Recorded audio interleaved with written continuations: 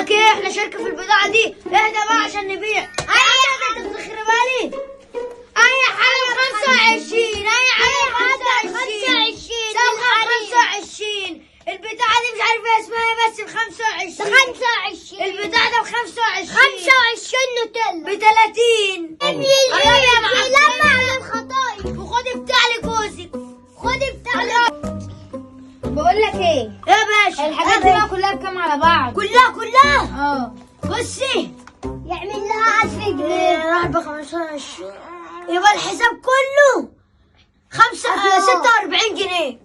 كل ده ب 46 جنيه؟ ايوه مش الواحده ب 25.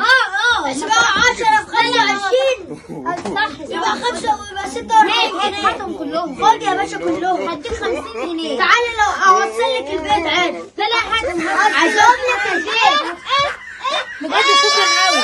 اجيب لك بقى 50